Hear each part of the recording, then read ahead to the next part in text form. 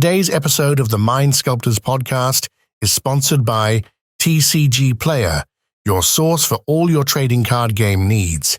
Use our link in the description the next time you get your cards to help support the show. Today's episode is also made possible by our Patreon subscribers. If you want to support the show directly, head over to patreon.com/the Mind Sculptors and you can become part of the SCULPTY family today. Or if you don't want to do any of that, leave a like and comment on YouTube or a review on Spotify or Apple Podcasts as an offering to algorithm Jesus.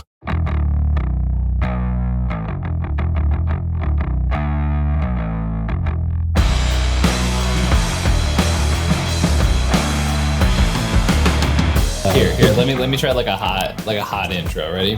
Okay. Buckle up, fuckheads. This is the Mind Sculptors.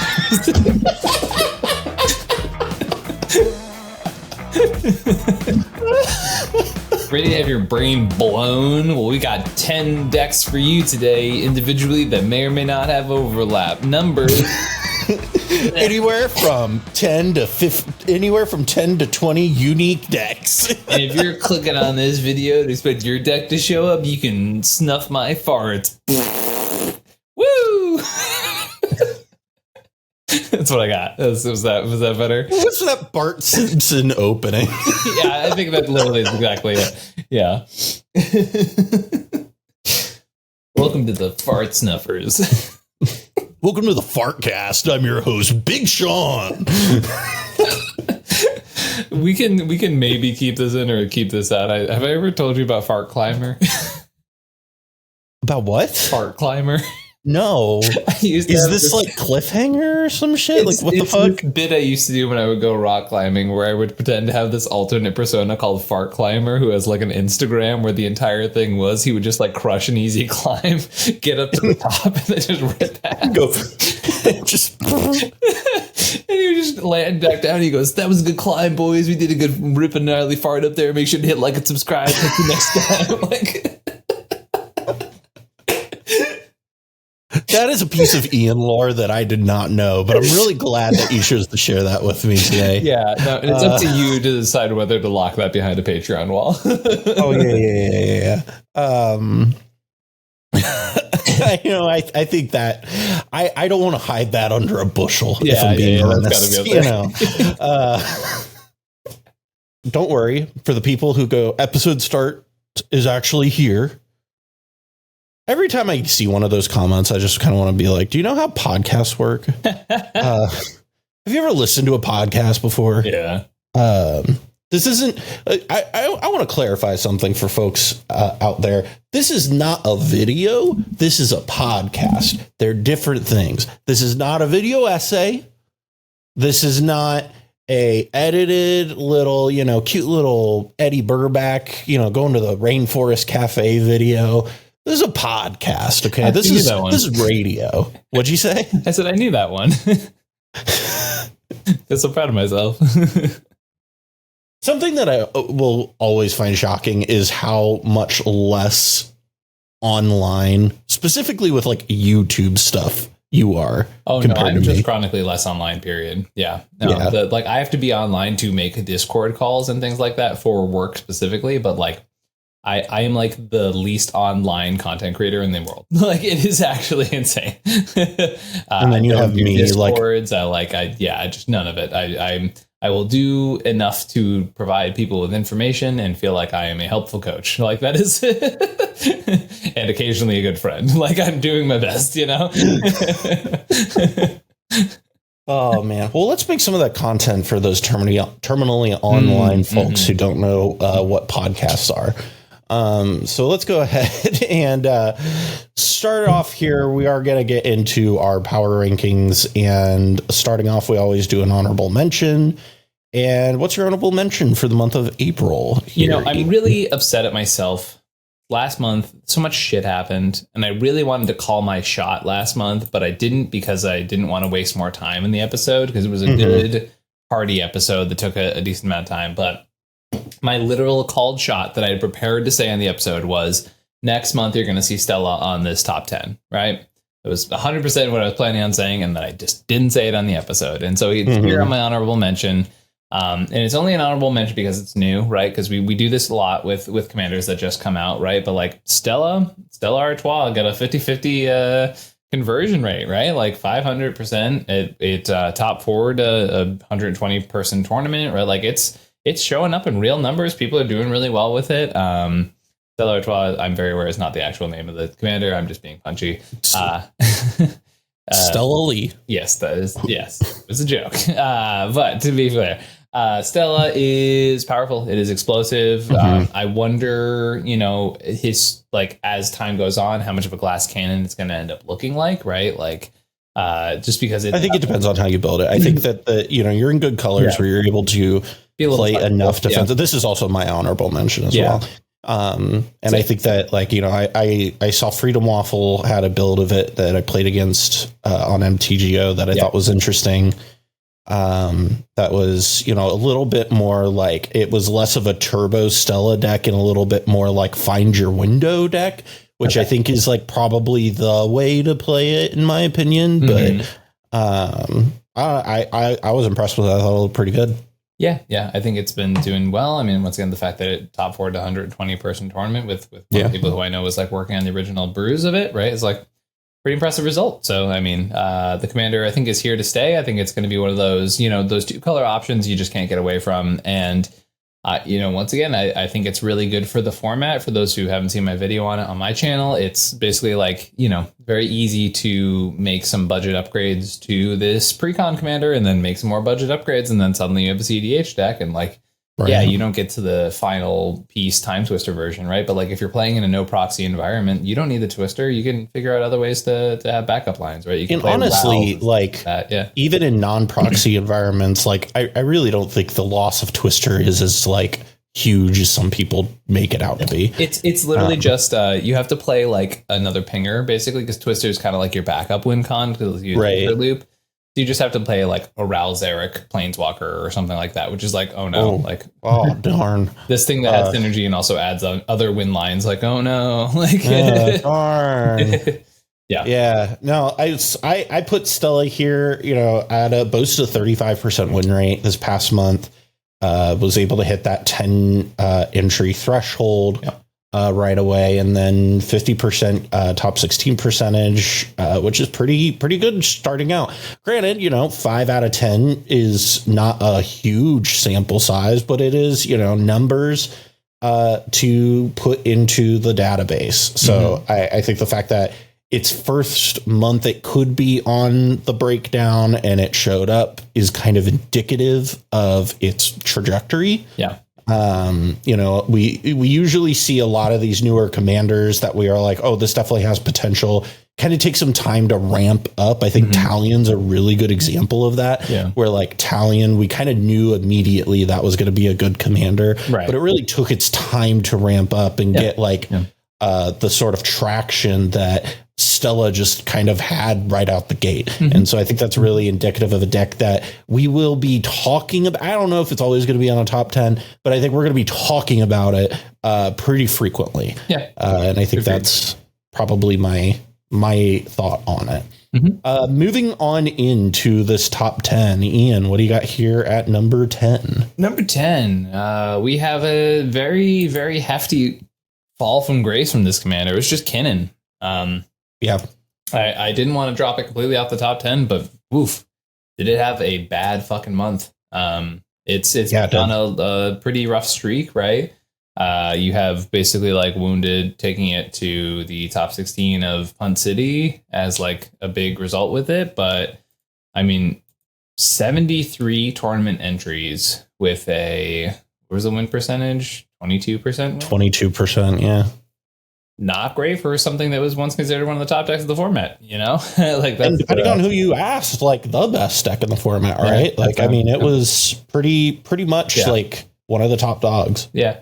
And, it does have 12 top 16s, 3 top 4s, right? Which I do think is not irrelevant, right? But like, when you look at the fact that 73 people registered it, that's not not great numbers. That's not stuff we were really excited about, right? So, and it's still being very heavily represented. And, you know, there is some sort of argument about, like, you know, we've been saying since the beginning of Kinnan that, you know, it will be a new deck that, like, is easy for new players to grasp, but not play well, right? And I think we're seeing that, right? Like, I think it's a very popular deck. It's very heavily represented by a lot of new players, and they're just like struggling to make the wins happen. And I think you get good Kinnan pilots on the deck, and this has been the case forever, right? Like Festival of Nights, right? I was one of 11 Kinnan pilots to play that day, period. And I was the only one to convert, right? Like, and you see this with Wounded all the time with, like, I think Punt City, he was like one of 13 Kinnan pilots to convert and stuff like that, right? Like, so it's very indicative that the deck definitely has a bit of a skill threshold that is preventing it from making those conversions as easily as a deck like Blue Farm can, you know? I think that might be an indictment on Kinnan of maybe this isn't a great new player deck, right? I agree. Which I think has kind of been my stance on it from like the get-go is like, I don't know that this is necessary. Like, I think on the surface, it looks like it's a good beginner friendly deck, but I think it's, probably not. I think, you know, again, like, I think you need to have a lot more conversations. Like, it's easy to grasp as a concept. It's not easy to optimize the play patterns. I think it is a good first deck for experienced competitive Magic players. I think people who have experience playing in competitive environments, whether that be 60 cards or whether that be, well, really just, you know, 1v1 60 card environments, I think it's easier to pick up the play pattern of Kinnan if you're that person than if you are, I am new to competitive Magic, full stop, right? Because there's a lot of really nuanced pieces of how Kinnan works that I think only people who are experienced with, like, competitive Magic can really pick up on. But you know, I could probably talk more on that when I get to where I have Kinnan. My number 10 is, I'm kind of pulling a Ian here. This is where I have Tevesh Crom, Atraxa, and Najeela. I can't pick one of them because all three of them look like identical statistically. And basically, are you doing all right over there, buddy? Yeah, I just dropped something. Okay. All right. You know, if you need me to call 911, just let me know.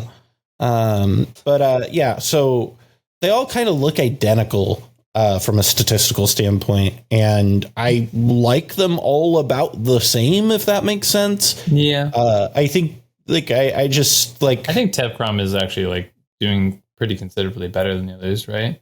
No, it's doing pretty much the exact same. Those two are at like 20 and 22% conversion, whereas Tev is up to 27, right? Which is like, it's at 20. Yeah, it's a conversion rate, sure, but like overall win percentage is identical. Sure. About the same, a similar number of entries and a similar number. Like they're really small differences, sure, but like I feel like they are all very in a similarly positioned. I like them all similarly, but I think when it really comes down to it, I just don't know what's going on right now, where people are just, well, honestly, I just think there's a lot of people who are new to the format, picking up decks like these and are not doing well with them. And I think that is a huge part of it. But I also think we're starting to see a mass consolidation into like the top handful of decks, which is another layer to that, which we can get into more. But that is what I have here at 10. You know, if I had to pick just one, I guess I would pick Tevesh Crom. I think you're also seeing like a lot of the people who would generically play like sort of X, Y, and Z mid-range deck are a lot more folks are just defaulting to, well, I'm just going to play Blue Farm, right? Like, and there's some conversation to that, right? Because like, you know, not to insult any Atraxa players, but like Atraxa and Tevesh Crom and Blue Farm and X, Y, and Z thing have subtle differences, right? But like there is a very solid conversation of like, if you're going for this play pattern, why are you not playing X, Y, and Z, right? Like Blue Farm specifically. And there's very few things that they do in a unique sense that does sort of outpace Blue Farm, right? Like you can argue that by the time you get Atraxa online, like Tim and Crom will have drawn you that many cards and don't just die to a force of will, right? Right. So, there's food for thought there. Yeah, I think like Atraxa at least has like a argument for it, right? Where it's a big beater in the sky. It like once it resolves, it's kind of impossible to deal with. Yeah, and like there are arguments for it, right? Like, but the arguments for them are like, if you want to play a generic mid-range pile with some interesting pieces, like a lot of people will just tell you to go play Blue Farm, right? Like, and I think that conversation was not as cut and dry. I do think a bit of it's hyperbole, but I do also think a bit of it is like, if you're going to try new stuff in the format, you're not going to feel innovative playing Atraxa. You're not going to feel innovative playing Najeela, right? Like you're going to feel innovative playing something like many of our other cards that we're going to talk about today, Yeah. Going to feel innovative playing Arden Vial Smasher. No, you're not. For those who don't know, I believed Cal and I played that last weekend and it did not work out well for me. I mean, you made top 10. It worked out fine. Yeah. Wasn't your style of deck, I think, is for sure. More accurately the. But yeah, that's what I got here. Number 10, number 9. What do you got here, Ian? Number 9, I have Najeela. Okay. I think we saw like Memo doing a good bit of work with his new version and the event that we just had over the weekend, right? And or not over the weekend, geez, Pun City. Month that we just had. I was playing against someone who top forward with it this weekend at the Lotus event, very small event. I don't think it qualified for these numbers, right? But like, Najeela's doing fine. It's not really head and shoulders above everything else. I still think it's not head turning. Yeah, I think Memo's work on it for Pun City was probably like the biggest innovation I've seen on it, and even then, it's like.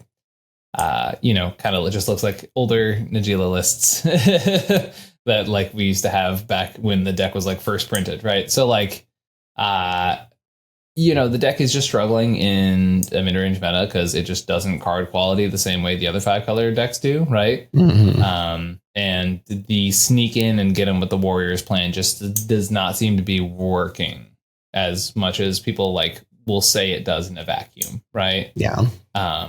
And that's kind of what we're seeing. So yeah, Najeela's doing fine. It's still a very powerful deck. It still can do very busted things. It's fine. It's Najeela. Yeah. It's kind of just generically good. Yeah. My number 9 here, I have Kark and Sakashima, actually. Kark and Sakashima put out some reasonable numbers this month. Taking down what was, I believe it was Salt City. And, not insane conversion, like 27% is like pretty good. But overall, Kark and Sakashima is just this deck that's like been hanging around, I feel like, and is enough of a meta like entity that you need to be aware of these days that I think it is worth pointing out here on this top 10. Yep. I have it reasonably higher up, so I'll wait till we'll talk about it for that. Yeah. Number 8, Ian. This is where I have to have Crom. I played this at Pun City. I drew 3 times with the deck. So I ended with 2, 2, and 3, which I do not think is a bad record, especially seeing as like several of those draws I was pushing for wins turn after turn after turn. And they just had like 15 pieces of interaction, right? Like crazy stuff like that. So like, I'm very happy with the deck. I think it's, you are feeling the lack of Grand Abolisher, I feel like, in this deck for a certain amount. And then for some reason at Punt City, like my Crom was not drawing, which I thought was really weird. So like one of the conceits of the deck is that Crom is really good. And therefore, if Crom's not good, then the deck feels a lot worse, right? I mean, and I think you could make an argument that in the mid-range meta, Crom isn't as good, right? Yeah.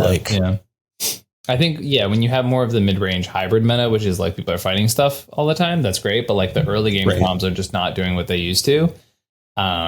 It feels like to me at the very least, and maybe it's a small sample size that I'm dealing with. But I have noticed like a lot of Blue Farm pilots aren't relying on casting Crom either, right? They're doing a lot more of the Remora stuff. So maybe Crom's just taking a bit of an L right now. Well, and I mean, what I've seen from Tymna Crom even is like sequencing Tymna into Crom has been how I have seen that. And there's been a lot more of a reliance on Tymna, which I think is interesting. That's what I'm saying. So like there was a period of time where Tymna was like really poorly set. And then like Tevesh Crom was doing better because Tevesh was doing better than Tymna was in the meta. And like now I feel like we have a full 180 on that. And to me, when the deck relies on Tevesh more is when I like the deck less. Because I think when Crom's a consistent engine, the deck is allowed to be a lot sneakier and a lot more explosive, right? So in general, I think the deck is still very powerful. I love having sort of, being much better at breaking parity on Curse Totem, having the Hullbreaker lines, like all the stuff that I really enjoy in Tevesh Crom. It's still an archetype I enjoy quite a lot. It's just right now it just feels like it's just slightly worse positioned. Still has a 27% conversion rate above the average by a considerable amount, right?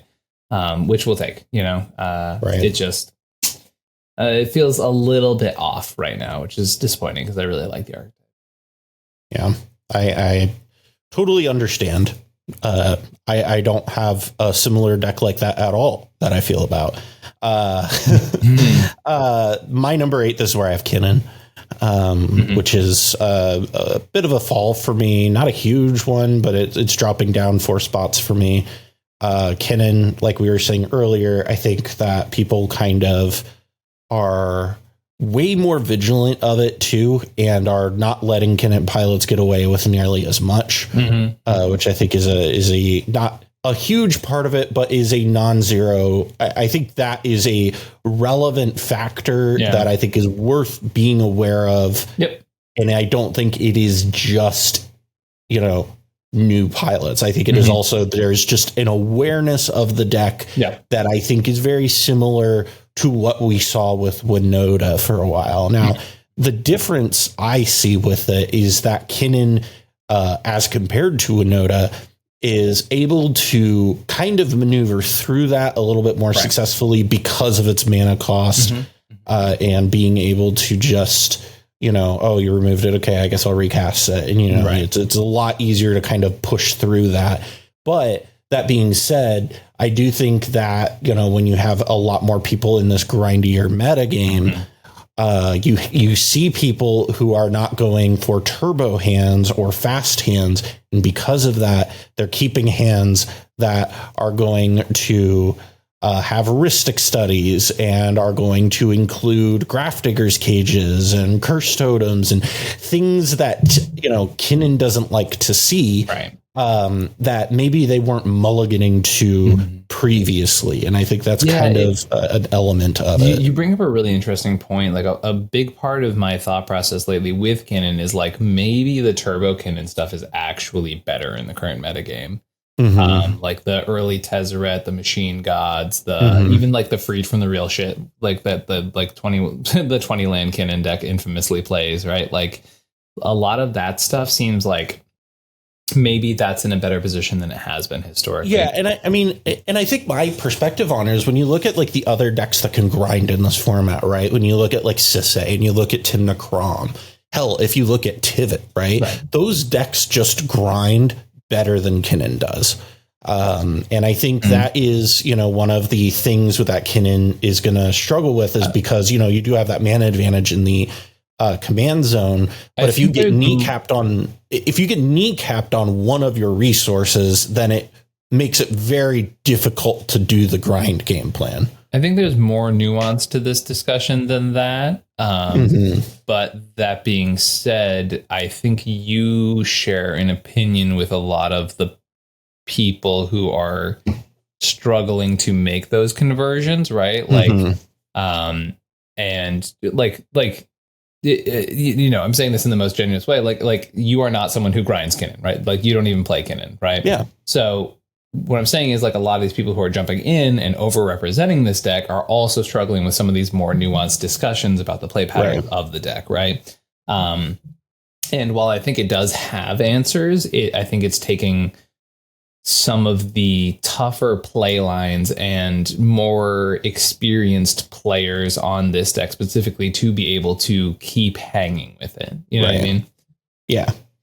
But yeah, I think maybe like a more aggressive build of Kinnan might be on the table. I think that might be a little bit more viable just from the perspective. I mean, you see like Rograkh is doing okay, right? Like pretty good right now. And I think that going under the metagame is a very real thing. Yeah, I think that is one of the advantages that Kinnan has, is that it is really quick and nimble and can just get up underneath of you. And so I think that is perhaps a way that Kinnan can overcome this barrier right now. And, I think that is maybe a different perspective or a different way of playing it. But moving on up to number 7, Ian, what do you have here at number 7? We got Tamtar, also known as Talion. Talion had a wonderful conversion rate this month as far as top 16 conversions. And then just like donkey doo for top 4s. Like, what the it only got represented 19 times this month too, right? Like, which is important to know, right? Like the 20 representations and having over a third, a little under a third, pardon me, making top 16, to me, that's a good sign. That is a very powerful indicator for me, right? The fact that they're then struggling to make those top cuts shows sort of the interesting part about the deck, which is like, it's very good at grinding out that engine. It's very good at like getting those wins, getting enough wins to get there, right? But like, smart players know how to not just walk into a control deck, right? And I think it's going to take an even smarter player to make sure that you take those nuances of this blue-black control deck, right? Because it's very easy to play Italian and then have everybody lose life and trigger a blood chief. Like, no one's confused by that part. But the intricacies of like navigating against competent players when you're in the top 16, that's tough. That is a tough thing to do, right? Especially, once again, you don't get tricky little creature combos. You don't get stuff that breaks through other things. You have to use cards like fucking Sheoldred's Edict and hope that that's enough to let you survive an entire rotation on the table, right? Like, that's not always how it goes, Yeah, Talion is a deck that I think really exemplifies the control in commander problem.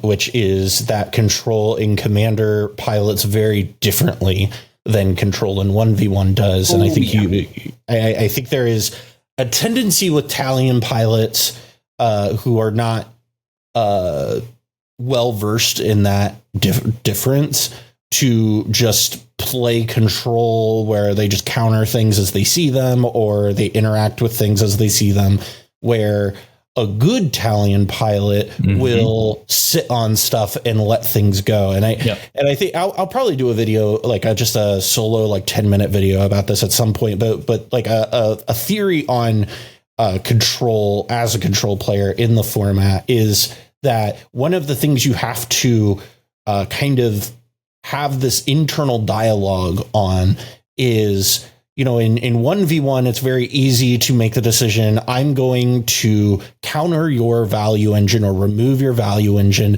because you're going to outvalue me. Whereas in 4-player pods, you now have to decide if what value engine is the most problematic. And you only have a finite amount of things that you can do to answer all of them, and you can't answer all of them. So you have to pick and choose what you are going to like deal with, and you have to weigh that against what their strategy is based on their commander, how they're playing, and it is so much more complex than counter the thing that is like going to give them advantage, because everybody's going to have a card advantage engine and you can't answer all of them. To be honest, this is an entire episode. It is. Play control and cEDH. I know Into the North did one what feels like 7,000 years ago at this point, and even a lot of that information is useful but also dated, right? Right. I mean, if you look at the dichotomy of the control decks in the format right now, you look at the difference between like Niv Mizzet over the past 6 months, which has like a 4% conversion rate or something like that, right? And then you look at Talion, which is like very, very decent, right? Those are two control decks operating along the same axes, right? But there's so much nuance to these discussions. I we do not have time to go over this. Yeah, and like I said, that's why I'm going to do a whole video, but that's the like Cliff's Notes version of it. Yeah. Is, you have to make little decisions like that. And the TLDR is, I don't know that everybody who is playing Control in this format, whether it's Tivit, whether it's Talion, is making those little micro decisions well right now.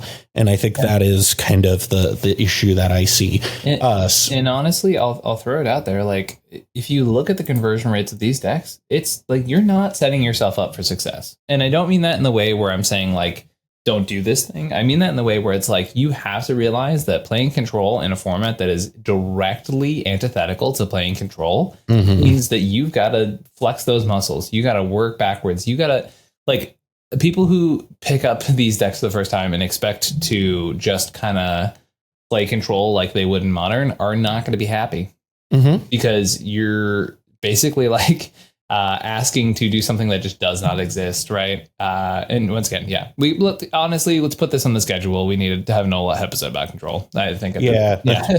We both like playing Control. So speaking of Control decks, my number 7 here is Tivit, right above Kinnan. I think Tivit and Kinnan are experiencing similar issues right now, obviously on like in different ways.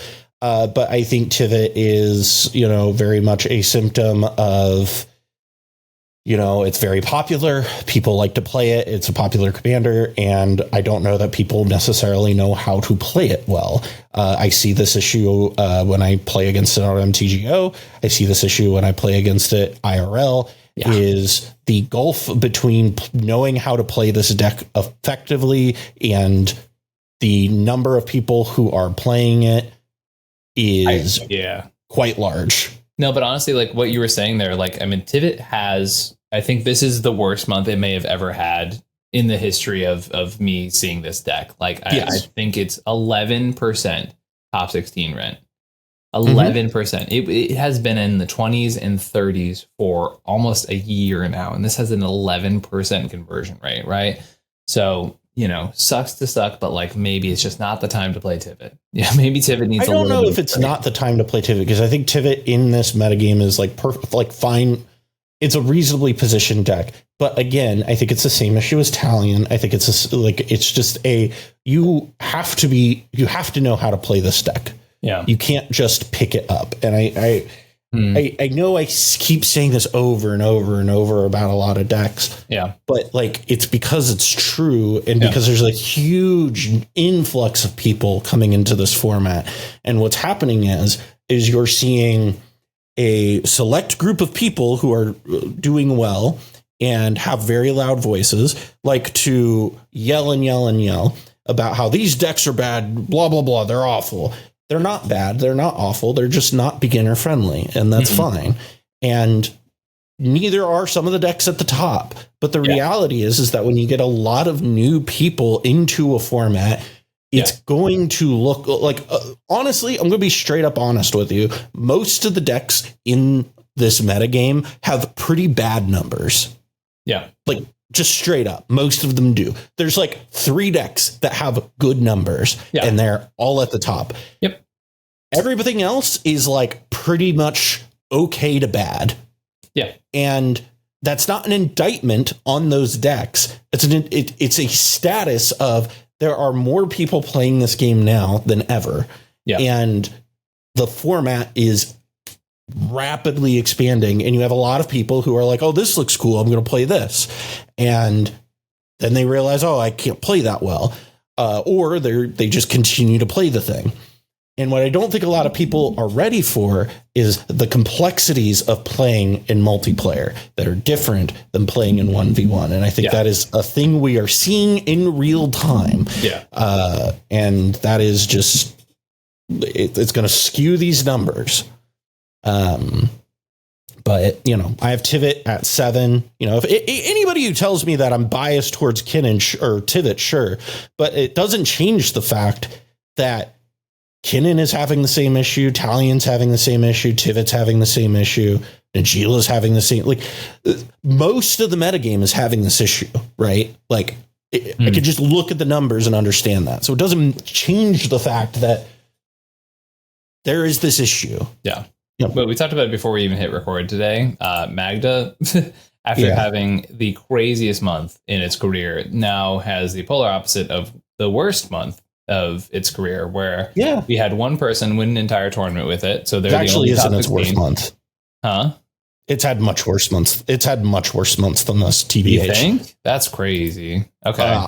I absolutely. It has had win percentages below 10%. It currently has win percentage below 27. Well, no. I'm talking about just straight up win percentage, match win percentage. 7. Oh, okay. Yeah. Gotcha. Yeah, like it's game win percentage. I'm not talking about top 16 percentage. Gotcha. Like it is at 27%, which is like fine, but it's had months where it's been below 10. Also, it's kind of weird to have a 27% win rate, but also 0.7% conversion rate. That's very strange. I guess the win of the tournament probably throws that off a little bit, huh? Just a little bit. Yeah. Okay. Makes sense. But regardless, the fact that 14 players brought Magda to tournaments last month, and none of them made top cut except for one person who won a tournament is kind of crazy to me. Right. Yeah. Speaking of, Magda was your number 6 last month. What do you have here at 6 this month? Oh boy, I have the favorite Flippy Goblins themselves. I got Krark Sakashima. Okay. It had a crazy month, and I had to shout it out. It's not a deck I put on these lists a lot, or almost ever, but won a tournament, has a 27% conversion rate right now, right? Like it was only represented 11 times, right? But of those 11 pilots, 3 of them made top 16s, and then one of them won an entire tournament. Yeah. Right. So like the deck's doing pretty decent. I'm noticing more people picking it up than normally do. Right. And just in general. And I think a lot of that has to do with the fact that like it's kind of hard to interact with at times. You know, if you get a good pilot that knows where to apply those pressure points, it's not an easy deck. But like I think competent pilots will continue to apply pressure at those points and like make the house of cards fold. Right. Like the heck with your Ristic studies. I have 6 copies of my spell in this deck. What are you going to do? Like, what do you mean? Like, yeah. Also, like, I feel like, maybe because the deck hasn't been doing as well, but like Born Upon the Wind, as someone who's played against some competent pilots of that deck, is terrifying. Like, I don't know, have you played against Krark Saka with Born? Oh, 100%, yeah. The amount of times you're like, cool, present a flash win. Oh, it bounced back to my hand. No, it didn't work. All right, go to my turn. And then I'm going to flash on top of my already win attempt. And it's just like, what? Huh? Yeah. Huh? Craziness is insane. But yeah, I think Krark Saka has a lot of potential right now. I would love to see some like known experienced pilots like make some runs soon to see like if it's ready to push on some bigger tournaments, Yeah, I have it at the lower part of my rankings simply because of the fact that it occupies, in my opinion, the exact same space in the cEDH metagame as Giststorm operates in the modern metagame, which is it's generally always viable. It's not going to be the best deck in any given format, but every now and again, it's just going to show up and perform like crazy. And then it's just going to disappear off the face of the earth for 6 months and you're never going to see it again. But that's kind of my experience with both of those decks is I feel like they both hold that exact same space in the format. But I mean, that's really the big thing for me is Krark Sakashima. I feel like is just kind of that like perpetually fringe deck. That is like good enough to take a tournament down. But yeah, I mean, maybe my qualm is with the term fringe. I think it's like fringe plus, right? Where it's I think it's always like the B tier of the format. And like, I respect the shit out of the B tiers of the format because they do good things when good pilots have them, Yeah, for sure. My number 6 for this month is Talion the Kindly Lord.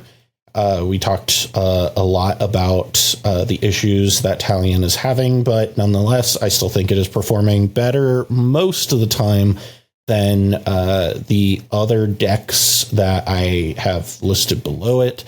And, the exception of that being Krark Sakashima. But the general kind of conceit that I have had is right now, based on how stuff is playing, would I rather play Tivit or would I rather play Talion or would I rather play Kinnan? And I was like, I think Talion is probably the best positioned of all of them right now. Whether or not people are piloting it well is, people are making top 16s with it, which is good. But, I think there's some growth there from a player perspective that is needed. But I think that time can help remedy that as we go on. And I think, some of these like lower color decks are just kind of going to always have that issue, right? Where they are going to fluctuate their numbers pretty drastically. But Talion here at number 6. Ian, what do you have here at number 5?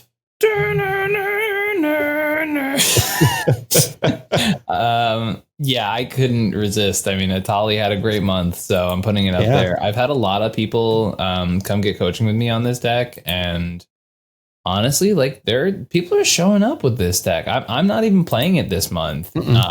And for a while, like all the good Atali results were sort of tied to me, but now I didn't play it all last month, and we have a 50% top 16 rate. Now there's only 10 people that showed up with it, but of those 10 people, half of them made top 16, 2 of them made top 4, and 1 of them won the whole thing. Like, you can't argue that Atali had a crazy month. It's not like there's some folks who are really committing to it. I mean, I've worked with a decent number of them. But the deck's real. It's like a very real deck, and really good pilots are doing well with it. I think it's like it's a deck that's very easy to underestimate. It's a deck that's also extremely easy to overestimate. Yes. You know what I mean? And figuring out, kind of reading the table, a lot of that stuff, learning how to play with no cards is like a huge part of the skill set of that deck. But it's also just like it's got a lot of raw power to it. So just happy that it's here. I'm happy that, some of the work that's gone into this deck. I know there's a lot of people in the Discord, myself included, right? Like folks that are just working hard to make this deck a thing. And it's awesome. I love it. A year ago, if you had told me a Gruul deck would be in my top 5, I would have laughed at you. But here we are. My number 5, however, it actually isn't Atali. It is Kenrith the Return King. Kenrith, again, Kenrith is the definition of like being good enough, right? Like, it's just like, I feel like every month it has these like okay results and like maybe one tournament win. Yeah. But like, it's always putting one up, right? Like it's always getting something. Yeah. And I think that's worth being noted for. And, we've talked about this how many times on the show. Like, there's so many different ways that you can build Kenrith to the point that it is like almost impossible to identify what strategy your opponent is on at any given time. But for the most part, like, I think that it just kind of keeps doing its thing. I don't think it's the sexiest thing in the world, but it does a thing. So Kenrith there at number 5. Yeah, it's been putting up consistent results. It's my number 4. This is the highest I've ever had it. And I think, to be honest, it's one of the sleeper decks of the format right now. I mean, you didn't even have it on your list last month. Yeah. I've just been I've been watching people play it. I've been really impressed by the play patterns. I've been really impressed by seeing the availability of different ways to play the deck, to build the deck. I just genuinely think it's a very strong archetype. I really think it has a lot of potential there. I think, you got to kind of learn to play without a command zone for a lot of the time you're playing this commander, right? But like, when you get Kenrith out, it's insane, right? Like, Kenrith is, I think, arguably the best commander on the board. Period. Right. What gives you the most potential options? It's the most flexible commander on the board. I think is probably the best way of putting it. Right. It gives you the most flexible options. Right. And that's its strength. Right.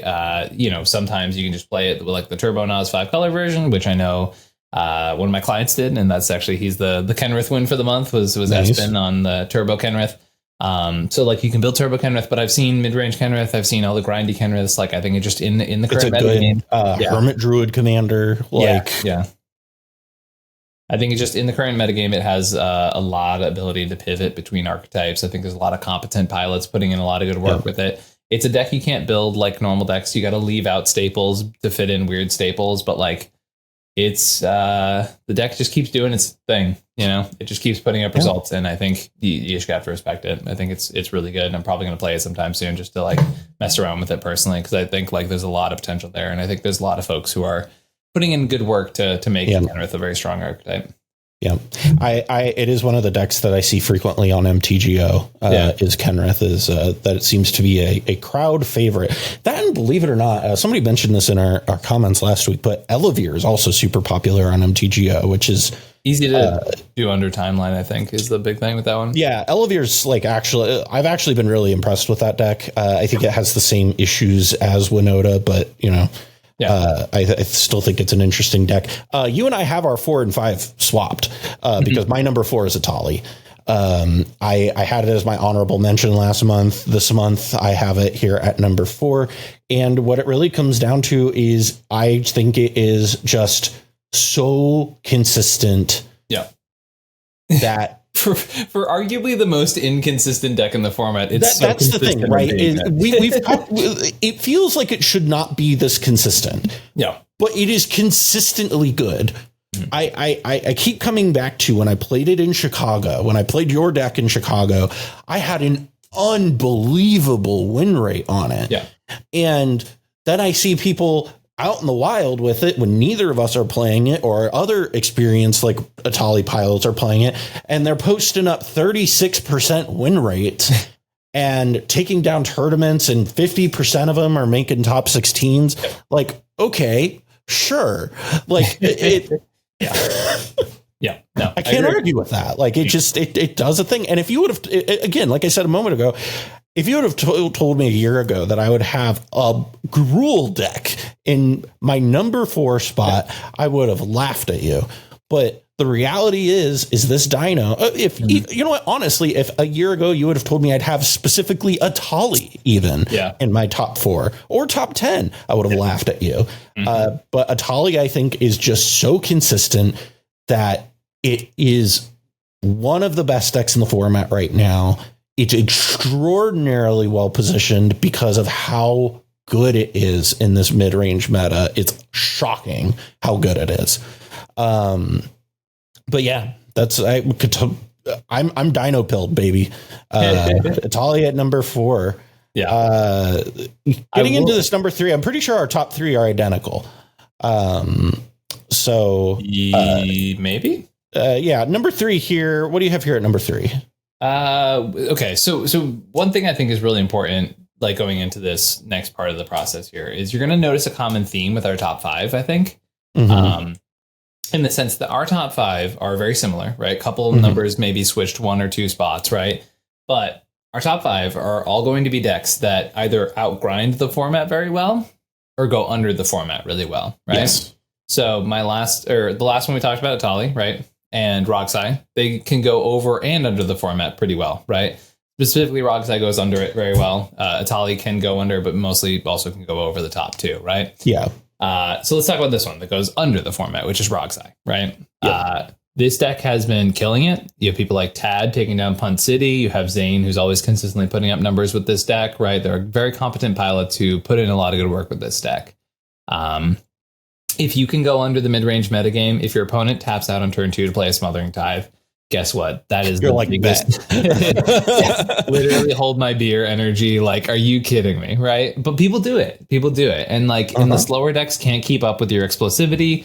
And then, with them making adaptations like, playing Surveil lands or playing Talion or adding little pieces of tech that allow them to attack in ways that people don't traditionally associate with this archetype, right? This gives the deck legs in situations in which it normally would not have them, right? Now, I think its conversion rate this month is definitely better than it has been historically. I mean, top 16s, 11 top 16s, 5 of them converted to top 4s. That is like the opposite. It's actually the best top 4 percentage it's had in months. Maybe in my history of remembering the deck, to be honest. So clearly they figured out a pattern. Clearly something's going right. I think it's very interesting. I know the deck did have definitely between Punt City and the San Diego tournament, like it did pretty well in both of those environments, but due to competent pilots who play the deck a decent amount playing it in those spaces, right? So I don't know if Rograkh is just on a hot streak right now, or if some adaptations are hitting the metagame well. But I think once again, Rogsai and Blue Farm and like OG Blue Farm, for those who don't know, like who weren't around for that, one of the reasons that OG Blue Farm was so popular was that when everybody was setting up to do their Seedborn Muse Thrasios grind, because that's what the format looked like after Flash got banned, right? It was just who could get their fastest Seedborn Muse with their Thrasios out, right? Blue Farm would just go underneath all of that, right? Mm-hmm. And we're seeing Rogsai do that in like an almost exactly direct pattern, which is just like it is going underneath the decks that are trying to go over the top of everybody else. But it turns out when you make investments into your late game, it takes time, you know? Right. And people can punish those windows. The other aspect to the Rogsai success, too, and, you know, we're not going to see this necessarily reflected in numbers, but I do think that we will see this as time goes on, is that it's one of the more simple or easy to play decks on MTGO. And I think because of that, you're going to see a lot more people getting meaningful reps on this deck, which is something that I think has been harder to do in a meaningful way in the past because you've been kind of relegated to gold fishing or tournaments when you can. And I don't think you get a lot of meaningful reps personally from a lot of the, like, you know, pickup games you get on webcam or whatever. I think you get a lot more out of a pickup game of MTGO than you do a pickup game of webcam because it holds your feet to the fire. If you fuck up, you fucked up. So you have to play good. And I think Rogsai is going to take advantage of that because, and this is a thing that you see kind of across formats, right? Is that like these storm decks like Rogsai or, Gift Storm or what have you, tend to do very well in MTGO spaces, or at least are good places for storm pilots to get good, meaningful reps in. And so I think this is going to be a case where you're going to see more people playing Rogsai online. And I think as a direct result of that, you're going to see more competent Rogsai pilots. And I think there's also a counter argument to that, which is like, well, the Rogsai pilots aren't going to learn to play half of the format, right? So like, I don't know that I quite agree. I think the half of the format thing is just untrue because I've seen everything on MTG. I think it's truly overblown. You're not getting the full picture. Yes, you're not getting the absolute full picture, but you're getting most of the picture. You are getting probably 75 to 90% of the picture. Okay. And so that has been my experience with it. And I think a lot of the kind of assertions that you're not seeing most of the format, I think is a little overblown. But I do, it is true. And that's also true. I think somebody said this in our comments last week, is that's just true across formats, right? Like it is a good place to get testing in and to get reps in, no matter what format you're playing, because there are other, I think a great example of this is you think of like Kitchen Finks loop decks back in the day, right? Where you had the Viscera Kitchen Finks decks.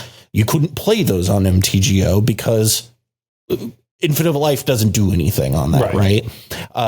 Infinite anything on there doesn't really matter. Yeah. And so I think that's why, it's important. We've already had the MTGO conversation. Yeah. This is but regardless, the point being is I think because of that, I think Rogsai pilots are going to be more experienced than they ever have been. And I think because of that, you're going to see more results like this. And I think that is very important to note.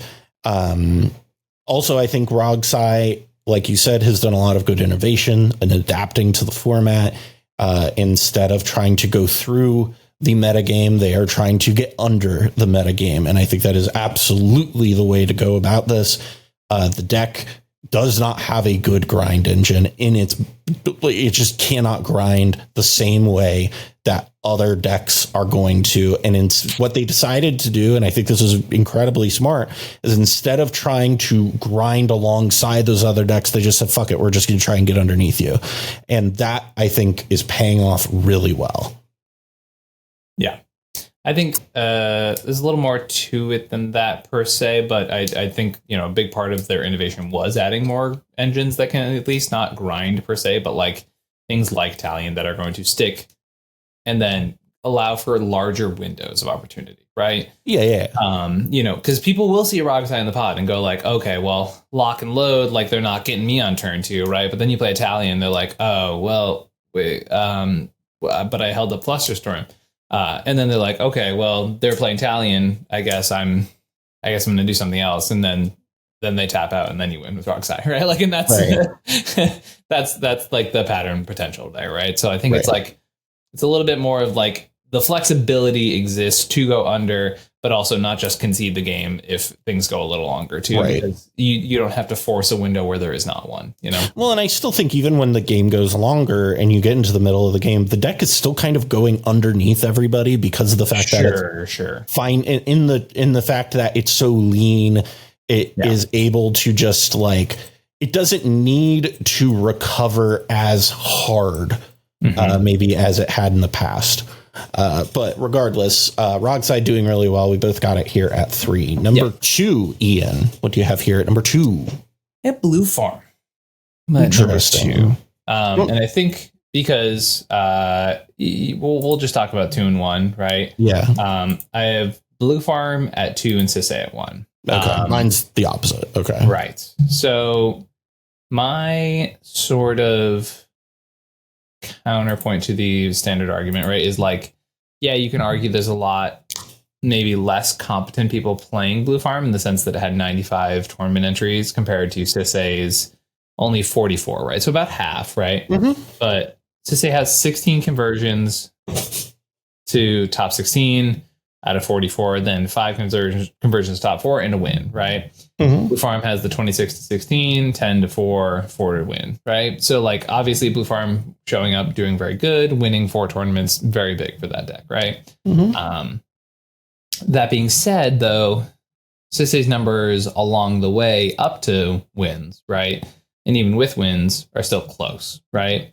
And Sisay's numbers are actually better when it comes to that initial conversion, right? So for some reason, Sisay pilots are converting better in total. They're not winning as many tournaments as Blue Farm players, but they're making more conversions than Blue Farm is at the current moment, right? And to me, that's a big number, right? The top 16 conversions are the most important thing in my analysis. And you can hear that with the way Cal and I talk about this stuff, right? Top 16 conversions to me that's the consistency, right? Single elimination can really change a lot. And when you look at how many tournaments we had that fit this quota, right? We have, actually, do we have tournaments? Okay. Yeah. So I guess count tournament wins, right? So 10 that fit under this, right? So a decent amount of these being met to that 16. I guess that doesn't make any sense, right? Be 10 tournaments? What? There's no way only 10 tournaments fit under this bracket, right? I guess it is. Well, the other thing that is important to note, too, is tournaments that are won by decks that are not these decks, right? Yeah. Okay. Yeah. So around 10 tournaments, right? Fit at least 10. At least 10.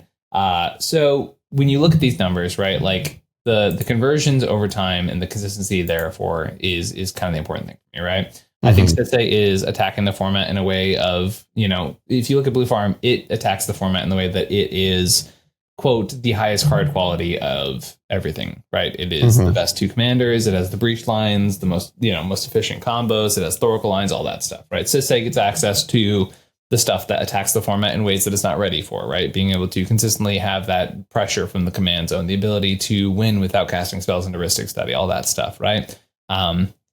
I think it does go back to our conversation that we had at the end of last month, which is like, what do you consider having more weight to it, right? But now we are seeing a wider swath of Sisay players making that conversion, right? When there's only about half as many entries. So, the argument that Sisay is a difficult deck is still there, but here we have multiple competent Sisay pilots making that top cut, right? So to me, that slightly lessens the argument we had last month, which is just like Sisay's harder. I agree. Yeah. I think especially Clam Chowder Sisay is way harder, right? And when you look at traditional tutor chain Sisay, it's being done by players. It is taking this very difficult deck and they're still making conversions with it. And, in that theory of like, there's new players playing this deck and still converting really well. What does that say about when they learn the deck really well? you know. Right. So there's a lot to kind of go into that discussion. I also think, you know, there's a lot to say about like players just defaulting to playing Blue Farm because they think it's the best thing, and then good players getting immediate positive feedback from that too, right? So there's the whole tons of discussions on this particular subject. But to me, I think like I rewarded Sisay with that number one spot specifically because I think, you know, it's showing that it can hang in the face of adversity and kind of, once again, take on that challenge that we proposed to it last month, which is, you know, it's harder for players to pick up Sisay. But here we have 44 players picking up Sisay and 16 of them making that cut. And to me, that says volume, right? Volumes. Yeah. So a lot of my thought process is I think these two decks look very... It reminds me a lot of kind of the standard metagame in a way. You know, the Pro Tour, I think they were discussing, Riley and Cedric were talking about, you know, the Esper Legend, or not Esper, it was the Esper mid-range deck of the format, which was the most like most played deck of the Pro Tour this past weekend. And something I thought was really interesting that Riley said was how the deck is just good, right? It is generically good. You don't need to put a whole lot of thought into learning the deck and practicing the deck and doing all of this stuff. If you're an experienced player, it's pretty easy to just go ahead, pick this up, and if you are confident in your own abilities, you're going to be able to do pretty well. And we saw like that have like decent success. Something that I thought was a pretty interesting point that they made was, you know, people have jobs, people have families. And so like they don't want to test things. They don't want to work on things. And so it's a lot easier to just pick up Esper mid-range and do well with it. And I think in part that's very similar to what's going on with Tim the Crom, where it's very easy to just pick it up. And if you know you're a good pilot and if you're a competent pilot, you can pick it up, do well with it into most circumstances. And it will do pretty, you know, its baseline goodness is pretty high. Sisay, on the other hand, reminds me a lot of the 4 or 5 color Legends decks that we saw in the Pro Tour over the past weekend, where they are attacking the metagame on a different angle and are pretty well positioned in a lot of these meta games. You know, obviously no Domain won that, but, you know, 4 color Legends was very notable in that it was difficult for some of these other decks to deal with because of how like cards like Slogurk and other things like that operate in the deck. And I think Sisay is very similar to that. The difference being is that it takes a pilot a lot more time and energy to know how to competently play that deck versus Timna Crom or Esper midrange, where you can pretty much just pick it up, and if you aren't an idiot, you'll do okay. And I think that's what separates the two for me. I don't think the difference between them is mile. I think it's like inches, not miles. And you know, I'm kind of would retract a lot of what I said last month, where Timna Crom is like on a, like, you know, I think that conversation that they had during the Pro Tour really like changed my perspective on this deck a lot. And, you know, I think that it is still what I would consider the best deck, just based off of the fact of it is just raw, the best deck. Right. But I think I agree with a lot of what you're saying. But I think I think for the average person to just, who, you know, works a 9 to 5, doesn't really have enough time to really dedicate into Sisay, Timna Crom is just generically good enough that they will have a pretty decent chance of taking a tournament down with it. Yeah. I mean, we could spend hours hyper focusing on this nuance, right? I think it's like, you know, it's more of a gut feeling shifting kind of thing, right? We do these assessments every month, and it's like, you know, I look to keep up, you know, a lot of this too is like, what do I see in the tournaments, and like, what would I as a pilot want to be moving around with, right? And like, I think the numbers say a lot, right? And a lot of it's up to us to interpret these numbers. And I think, you know, what we could debate on Sisay versus Blue Farm is like 0.001% chance of actually mattering. Yeah. Yeah. And that's why I think it's important. Like, I think our top 3 decks, we both feel or really just our top 5, I think we feel very much the same on. And I think that is, very notable, where, a lot of times we have a lot of overlap in our top 5s, but this was a very, I felt like we were on the same page on this one, that we aren't always on the same page this far up on the power rankings. But overall, there's a lot of shifting on the power rankings this month, actually. Yeah. We both had 3 new additions to our power rankings. And then, I had 2 decks drop pretty dramatically, and you had 3 decks drop. And, the metagame's moving around. It's doing some interesting things. I do think something that is worth noting about a lot of these numbers is I can't stress this enough, but the chaos kind of falling to the wayside a little bit, and playing with power, no longer doing the Mox Masters tournaments is a huge blow to really having a full grasp on this numbers game right here. Because there's going to be people who argue like, oh, well, now there's all these in-person events, right? But like, yes, in-person events are awesome. I will always prioritize them to an online tournament. You will see many players doing the same thing. The thing is, they are not going to reach the same numbers that things like Chaos originally, right? And Mox Masters. Like those were, at least bi-monthly, right? Back when it was just 1 Chaos a month and 1 Mox Masters a month, right? Those were 2 tournaments every month that hit 160 players. Or at least 120, right? Which is a very significant proving ground for decks in the format, right? I think the comp for it is like the modern challenges on like MTGO, right? Like that's kind of how I conceptualize it, is it's very much similar to that. Where it's like that the challenge sort of thing that they do on that, where it's like it's consistent. I love how you use on your cEDH podcast. You're like, let's talk about the 60 card format that most people are not playing on MTGO as a good metaphor to compare to these things that we all lived through. Well, okay, people play Modern on MTGO. What the fuck are you talking about? Yeah, what do you think the crossover is of people who listen to this podcast specifically, listen about cEDH, and then play MTGO leagues? People are aware of Modern challenges. Okay, they see. Are they aware of the format enough to know that you are making a direct comparison to something? I think you underestimate how many people are aware of Modern.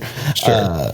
I'm not saying aware of Modern. I'm saying aware of Modern specifically on MTGO, and aware of how the infrastructure of those systems work. Yes, I think you are the one who doesn't know enough about it. And I think that is a uniquely Ian issue. All right, everyone, put down the chat. See in the comments who's right about this. My God. All right. Anyways, I don't think it's a weird comparison to me. It's fine. Let's move on. Let's let the audience decide. Point being, we are missing big data sets, right?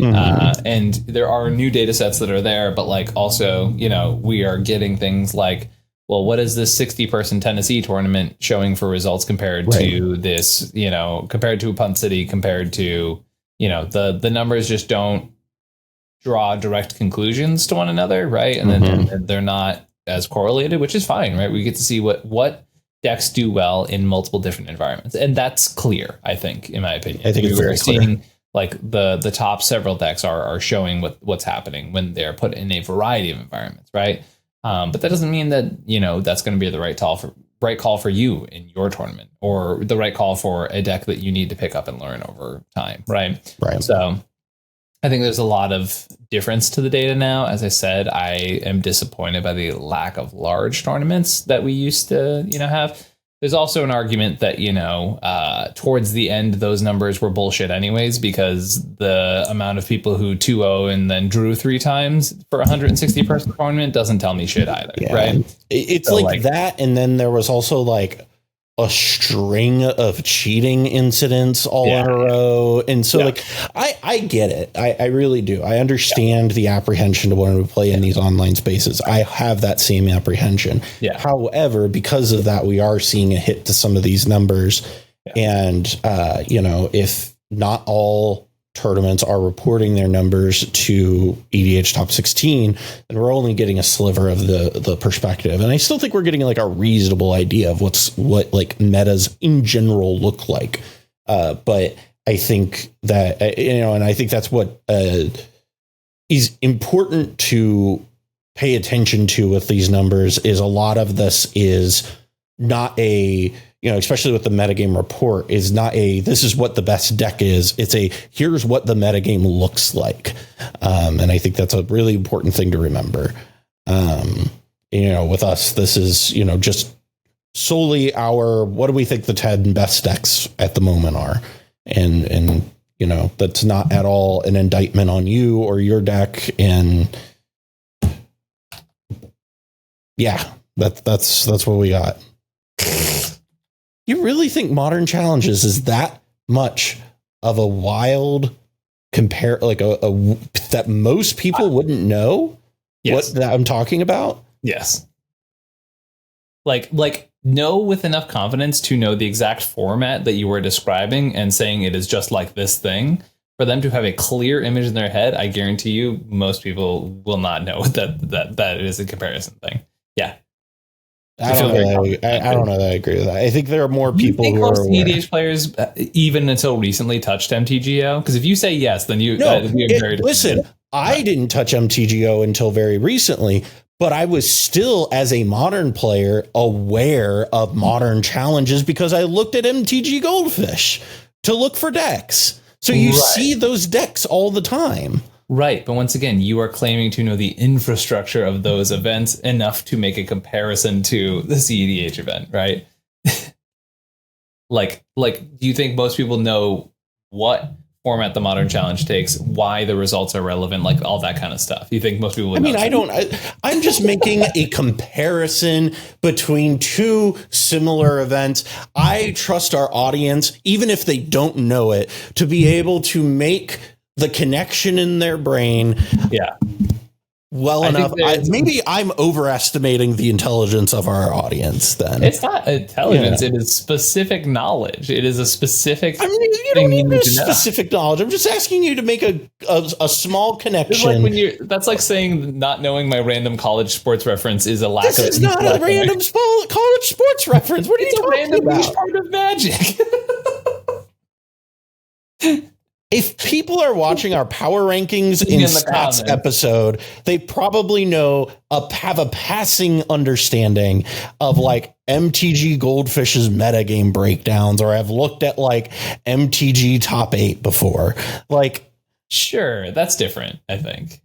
But if you've looked at those, you would have seen a Moto challenge on there. Like, that's my point. Is like I'm making the comparison because it's like, it's not like a giant, like it's just a monthly tournament that happens every month that is like maybe not exactly the metagame, but it gives you a good idea of the metagame. It's a consistent was a consistent tournament. That's all I'm saying. I'm so excited for hopefully none of this to make the final cut. I love arguing. I don't know what you're talking about. Ian. Yes. So we got our top 10 here. What is your kind of takeaway on where the format is right now and what your thoughts are overall? That feels like a leading question. I'm okay. The format's doing pretty all right. I still, am able to play a bunch of random shit. If I want to, I think the format's still in a place where brews are still acceptable and things like that. And you can still challenge the format on different axes. I mean, the fact that, once again, Atali was not even being talked about months ago, right? And the fact that, both of us put it in our top 5 this week is crazy, right? In a good way. Yeah. And Stella is a deck that both of us are like, oh, this is out of nowhere challenging the format, right? So does a new deck like this happen every set? No, thank God, right? But there is new stuff. Also, I've heard a lot of good stuff about the new Rakdos too, right? So there's stuff of brewing. There's new cards coming out. They're allowing the format to change, adapt, and grow. Still the We got format. Modern Horizons 3 right around the corner. Oh, baby. Yeah, well, that's a whole beast on its own, right? But that being said, I think there's a lot of stuff happening, and I think I'm interested to see what the future of the format is. A part of me still hopes every month that we get Bowmasters banned, but like that's probably just not happening, and that's okay. And it's a fact I'm going to have to live with, despite it being like one of the most annoying cards of the format. Once again, it is incredibly frustrating to play with. Not a card that I'm like, oh no, it's warping the format. I can't play the format anymore. Just annoying. Just unnecessarily restrictive. Don't love it. We can move on. Ooh, Bowmasters. Yeah. No, I mean, I don't disagree with you a whole lot. I think like the fact that, we're able to brew, new decks, right. And look at things that, aren't straight up like obvious decks, right. And do okay with them is a testament to how wide open the metagame is right now. And I think that it is far from solved, but I do think that we have some very clear outliers. And I think that's kind of where I'm at with it overall. But with that being said, if people are going to be going to some upcoming tournaments and they want some coaching, do you know anything about cEDH coaching, Ian? Do you know what do people do if they want to do CEDH? You asked that question, Kyle. I happen to. Oh well, speaking. Yeah. Hey, everybody. I do this format a lot. I play it. I have good results, and I have clients who have good results. I had two clients win 2 tournaments this month. Both wins with Magda. Magda's 1 win this month, and Kenneth's 1 win this month were clients of mine. Which is pretty cool. Very proud of them. It's collusion. Yeah, of course. The Magda Kenneth secret organization meeting, of course. The real cabal. No, get that word out of your mouth. So I have clients doing pretty well right now. I have a lot of cool stuff happening in the format. We have folks coming doing brews. We have other folks, trying to get those first steps into taking those first couple jumps. I will say I think I've coached a number of these Itali people. But yeah, no, if you're interested in cEDH coaching at a degree, if you're just getting started in the format, if you're trying to become a tournament grinder, we completely revamped the way I do the gameplay coaching, where I used to be in the games with folks. And now I sit out and let the 4 people play, and I basically get like pages and pages of notes and dictations and stuff like that. And I can also have one-on-one side conversations, knowing the player's hands and stuff like that. And it's been really, really effective. Just really proud of how everything's going, and excited to see what happens next. If y'all are interested, you can find any of the ways to contact me. Cal has them in the description, but ComedianMTG@gmail.com. You can find me on Twitter at ComedianMTG or Comedian_MTG over on Discord. And his address is P.O. Box. We love you and everything you do over in your coaching corner of the world.